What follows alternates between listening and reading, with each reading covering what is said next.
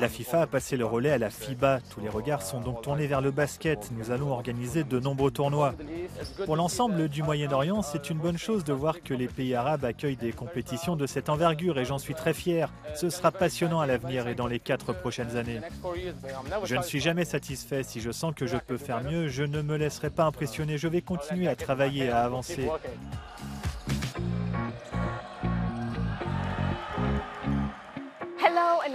Bonjour et bienvenue dans Qatar 365. Je suis Laïla Oumaïra. Dans cet épisode, nous observons la scène du basket dans le pays et comment il gagne des points avec son équipe junior, sa ligue professionnelle, mais aussi au niveau international. Soutenir et former de jeunes talents est l'une des manières dont la Fédération de basket du Qatar espère produire de futurs champions.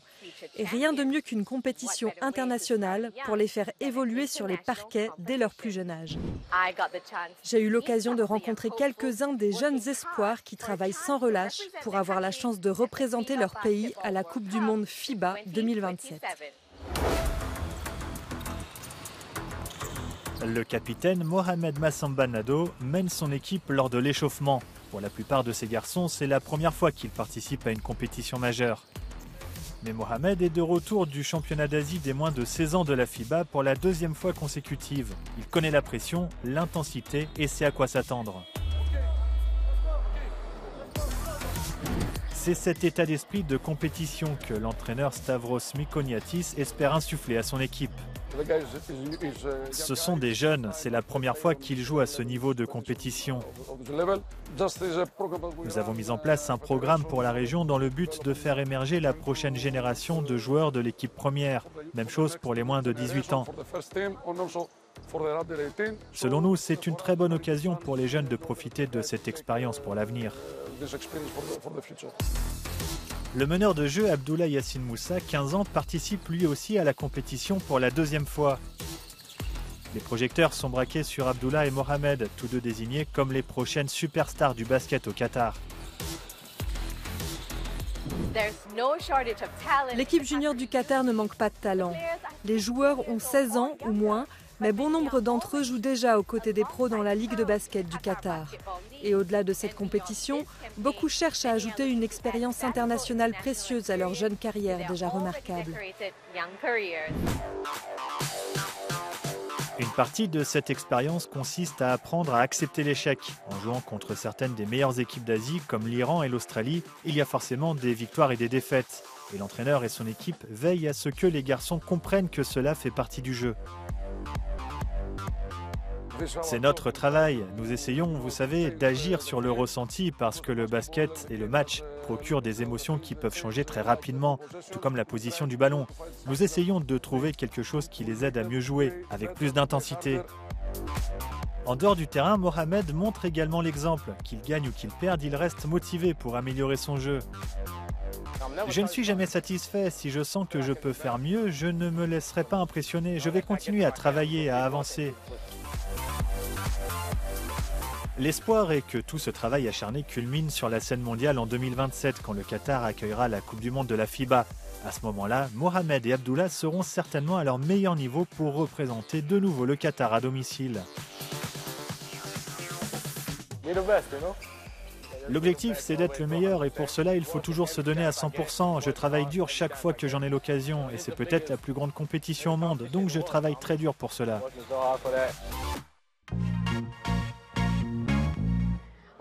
Pour savoir ce que c'est de porter le maillot du Qatar dès son plus jeune âge, il n'y a pas de meilleur interlocuteur qu'un homme qui a lui-même emprunté cette voie. J'ai rencontré Mohamed Hassan, mieux connu sous le nom de Mizo, qui occupe le poste d'arrière au Al Shamal Sports Club, pour avoir son avis sur ce qu'il en coûte d'atteindre le plus haut niveau du basket professionnel et sur les perspectives de ce sport au Qatar.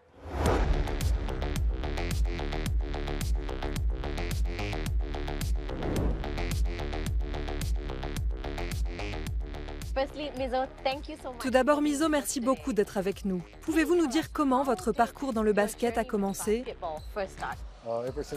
J'ai débuté quand j'avais 4 ans. Mon père était entraîneur et ancien joueur de basket. C'est lui qui m'a appris à jouer et qui m'a fait devenir ce que je suis. C'est donc comme cela que j'ai commencé à jouer au basket. À vos débuts, qui était votre modèle? Qui avez-vous pris en exemple pour perfectionner votre jeu? Kobe Bryant était le Michael Jordan de mon époque. Vous savez, je suis né en 1991 et regarder Kobe Bryant affronter Allen Iverson, c'était vraiment incontournable à l'époque. Pouvez-vous évoquer pour nous quelques-uns des moments forts de votre carrière? J'ai commencé à jouer dans l'équipe nationale très jeune, à l'âge de 15 ans. J'étais heureux de représenter l'équipe nationale du Qatar en championnat d'Asie FIBA. J'ai démarré en tirant les premiers lancers francs contre l'équipe nationale des Philippines en 2010. J'étais là quand on a fini 3e en Asie contre le Japon. J'ai marqué le buzzer beater en 2012 et en 2019. J'ai participé au match contre l'équipe nationale d'Australie. C'était un rêve pour l'enfant que j'étais. Voir cela se réaliser, c'était extraordinaire. Vous avez fait vos débuts dans l'équipe nationale qatari quand vous n'étiez qu'un jeune joueur. En quoi est-il important de soutenir les jeunes athlètes pour les préparer à l'avenir de ce sport au Qatar?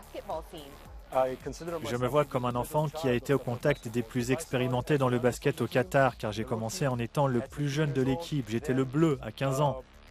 Ensuite, j'ai joué avec des gars qui sont allés à la Coupe du Monde. Puis je suis devenu le capitaine de l'équipe nationale, puis le plus âgé de l'équipe. J'essaye donc toujours de soutenir les jeunes joueurs, car je sais à quel point il est important d'être soutenu par les anciens.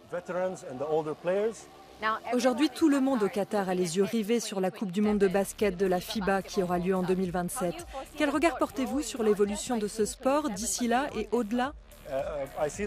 Je vois que le Qatar investit beaucoup dans le sport et dans les athlètes de nombreuses disciplines différentes. Je suis donc heureux de voir mes homologues et amis sportifs de haut niveau faire ce qu'ils font, pratiquer le sport qu'ils aiment et en particulier le basket. Ce sport a beaucoup évolué et s'est beaucoup développé dans le pays. Enfin, pour les jeunes qui se préparent actuellement à la Coupe du monde 2027 et s'entraînent pour tenter d'intégrer l'équipe nationale, quels conseils leur donneriez-vous? Continuez à travailler dur, à vous entraîner dur. Prenez soin de vous. J'espère que vous pourrez rejoindre l'équipe nationale et représenter le Qatar à la Coupe du monde. Je souhaite le meilleur à tous ceux qui porteront ce maillot.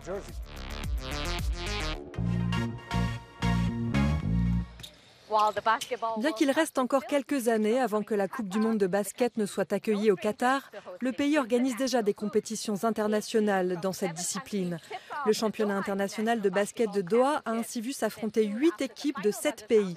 Peu de temps après, 14 pays étaient représentés au championnat arabe des clubs de basket. Nous avons envoyé notre équipe sur place, au cœur de l'action.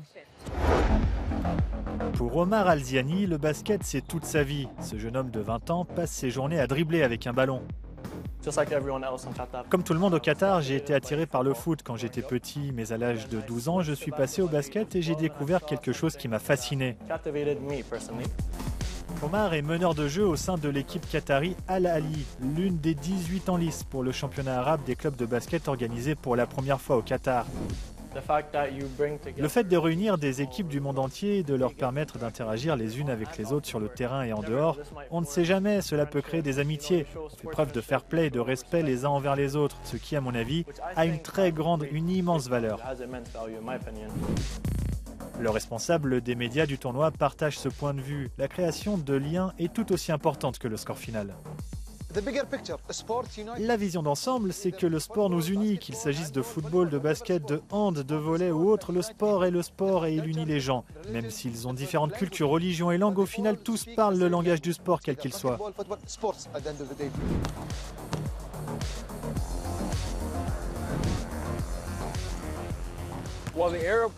Alors que le championnat arabe des clubs de basket est une tradition annuelle qui en est à sa 35e édition, le championnat international de basket de Doha, lui, n'en est qu'à sa 2e session. Il réunit également des équipes du Moyen-Orient et d'Afrique du Nord.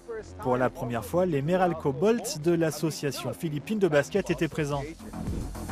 Même s'il était à plus de 7000 km de Manille, le club philippin a eu l'impression de jouer à domicile. Oui, tout à fait, il y a beaucoup de Philippins ici, alors à chaque fois que l'on vient, on a beaucoup de spectateurs et c'est très agréable de venir jouer devant eux. Pour Cliff Hodge, le fait de réunir différentes cultures sur un terrain de basket est l'une des raisons pour lesquelles il aime ce sport. C'est fou, quand on y pense, le basket est un langage que tout le monde parle. C'est bien de voir la camaraderie. Tout le monde s'affronte sur le terrain, mais on loge tous dans le même hôtel. Alors on se voit en dehors du terrain, on se dit « Hey mec, bon match !» Il y a cet esprit de fraternité. On se parle mal sur le terrain, mais on s'aime bien en dehors. Des propos qui réjouissent l'organisateur du tournoi. Il s'agit de réunir des équipes venant de différentes régions à Doha. S'agissant des Philippins, on connaît leur amour pour ce sport. C'est la même chose au Liban où le basket est le sport numéro 1, contrairement à d'autres pays où le football arrive en premier. On essaye de faire émerger cet état d'esprit ici aussi et j'espère que nous y arriverons. On pourrait d'ailleurs appeler ça la mentalité Mamba, rendue célèbre par le regretté Kobe Bryant. Sergio El Darwish du Liban raconte qu'il occupait une place prépondérante chez lui dans son enfance. Nous avons grandi dans un foyer où régnait la compétition. Mon père était un grand fan des Lakers. En grandissant, nous n'avons fait que regarder les Lakers et Kobe Bryant. L'arrière-vedette du Beyrouth Club estime que l'attribution au Qatar de l'organisation de la Coupe du Monde de basket 2027 est une victoire pour toute la région. Pour l'ensemble du Moyen-Orient, c'est une bonne chose de voir que les pays arabes accueillent des compétitions de cette envergure et j'en suis très fier. Cela va être passionnant à l'avenir et dans les 4 prochaines années. Le développement du basket dans cette région sera très bon et j'espère que son niveau progressera encore au fil des années. La FIFA a passé le relais à la FIBA. Tous les regards sont donc tournés vers le basket. Nous allons organiser de nombreux tournois et événements en lien avec le basket avec le soutien total de la fédération et du comité olympique. De son côté, Omar Al-Ziani est impatient de participer à la Coupe du Monde 2027. Les mots me manquent. Je vais pouvoir voir les plus grands basketteurs jouer sous mes yeux dans ma ville natale. Que demander de plus ? C'était un plaisir de vous montrer comment les différents niveaux de basket excellent ici au Qatar et contribuent à faire briller ce sport sur la scène internationale. L'attention médiatique est appelée à se poursuivre car le compte à rebours de la Coupe du monde de basket de la FIBA, organisée ici dans le pays, est officiellement lancé. Pour en savoir plus, rendez-vous sur euronews.com et connectez-vous avec nous via notre hashtag. Merci de votre attention et à bientôt dans Qatar 365.